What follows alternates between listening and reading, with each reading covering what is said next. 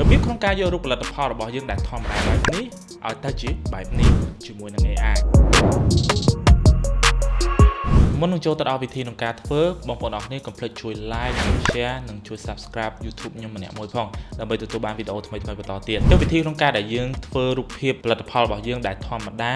អាចថតតាមរយៈទូរស័ព្ទដៃក៏បានឬក៏តាមកាមេរ៉ាក៏បានដែរបន្ទាប់មកយើងយកទៅឲ្យ AI ក្នុងការច្នៃរូបភាពរបស់យើងតាម style ឬក៏តាមរូបដែលយើងចង់បានតោះអញ្ចឹងមកខាត់ពេលវេលាយូរយើងចូលទៅធ្វើទាំងអស់គ្នាអញ្ចឹងមុននឹងការធ្វើបងប្អូនអរគ្នាត្រូវតែមានរូបភាពផលិតផលរបស់បងប្អូនជាមុនសិនដោយយើងអាចធ្វើការថតរូបភាពផលិតផលរបស់យើងតាមរយៈទូរស័ព្ទដៃក៏បានឬក៏តាមរយៈកាមេរ៉ាក៏បានប៉ុន្តែទាមទារឲ្យរូបភាពរបស់យើងនឹងគឺមានពន្លឺគ្រប់គ្រាន់ល្អអូខេបន្ទាប់ពីយើងមានរូបភាពផលិតផលហើយរឿងទី2ដែលយើងត្រូវធ្វើនោះយើងទៅរើសមើលយក style ការថតរូបផលិតផលបែប studio មួយណាដែលយើងចង់បានហើយយើងធ្វើការ save រូបភាពមួយនោះដើម្បីយកមកឲ្យ AI ក្នុងការច្នៃរូបភាពផលិតផលរបស់យើងឲ្យទៅតាមរូបភាពដែល sample ដែលយើងបានរើសហ្នឹងអូខេអញ្ចឹងយើងចូលទៅកាន់ website នឹងទាំងអស់គ្នាអញ្ចឹង website ហ្នឹងមានឈ្មោះថា pinterest.com អូខេអញ្ចឹងយើងចូលមកកាន់ website Pinterest ហ្នឹងហើយអញ្ចឹង website នេះខ្ញុំចង់បន្ថែមពីលើនឹងតិចសម្រាប់បងប្អូនអរគ្នាដែលគាត់ចង់បាននៅ concept ក្នុងការថតផលិតផលបែបលយឬក៏យើងអត់ដឹងថាយើងត្រូវថតរូបភាពផលិតផលរបស់យើងបែបណាអញ្ចឹងបងប្អូនអាចធ្វើការចូលមកក្នុងហ្នឹងហើយធ្វើការ search បានអញ្ចឹងនៅក្នុងហ្នឹងគឺមាន style មានរបៀបក្នុងការថតមាន sample ជាច្រើនដែលបងប្អូនអរគ្នាអាចធ្វើការរកមើលបានអូខេអញ្ចឹងនេះដោយសារតែខ្ញុំធ្លាប់ search ទៅវាចេញរូបភាពផលិតផលមកអញ្ចឹងបើសិនបងប្អូនអត់ទាន់មានរូបភាពផ្ទាំងដូចខ្ញុំទេបងប្អូនអរគ្នាគ្រាន់តែ search ពាក្យថា product photography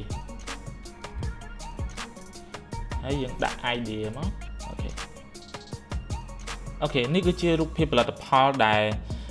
មាននៅក្នុងហ្នឹងហើយគឺជា sample ជាច្រើនដែលបងប្អូនអរគ្នាអាចធ្វើការមើល concept ឬក៏អីបានតោះឥឡូវយើងចូលទៅកាន់ការធ្វើរូបភាពផលិតផលរបស់យើងឲ្យដូចនឹង sample នឹងបងប្អូនគ្នាអូខេអញ្ចឹងបន្ទាប់ពីបងប្អូនទាំងអស់គ្នាធ្វើការជ្រើសរើសនៅរូបភាព sample ដែលបងប្អូនស្រឡាញ់ហើយអញ្ចឹងឥឡូវយើងចូលទៅកាន់ website របស់ ChatGPT ដើម្បីឲ្យធ្វើរូបភាពផលិតផលរបស់យើងចូលទៅក្នុង sample ដែលយើងបានរើសហ្នឹងអូខេអញ្ចឹងយើងចូលទៅកាន់ website មួយដែលយើងវាយពាក្យថា sora.chatgpt.com ហើយយើងធ្វើការ search អូខេអញ្ចឹងឥឡូវខ្ញុំសូមបង្ហាញនៅរូបភាពផលិតផលនិង style ដែលខ្ញុំបានជ្រើសរើសហើយអញ្ចឹងនេះគឺជា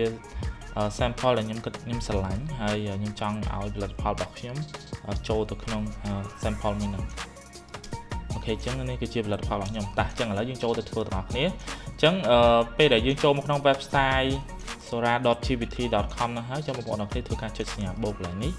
បន្ទាប់មកយើងយកពាក្យថា upload from drive អូខេបន្ទាប់មកយើង select យករូបភាព product របស់យើងមុនសិនមកអូខេបន្ទាប់មកយើងធ្វើការបូកមួយទៀតយើង upload from drive ដែរហើយយើងទៅយក sample របស់យើងអូខេអញ្ចឹងបន្ទាប់ពីយើងជ្រើសរើសយករូបភាពផលិតផលនិង sample របស់យើងហើយរឿងបន្តដែលយើងត្រូវធ្វើយើងចុចនៅលើពាក្យថា remix អូខេបន្ទាប់ពីយើងចុចពាក្យថា remix ហើយបងប្អូនអរគ្នាអាចធ្វើការមើលកន្លែងនេះយើងនឹងដឹងថាអូខេ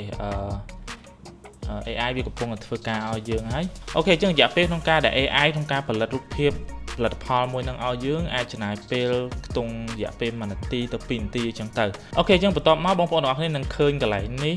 វាបានសម្រាប់ហើយអញ្ចឹងដើម្បីទៅរករូបភាពមួយហ្នឹង download មកយើងចូលមកកន្លែង My Media នេះមក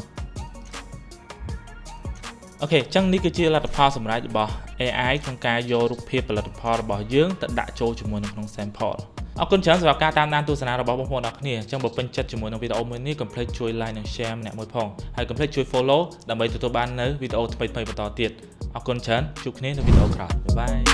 យ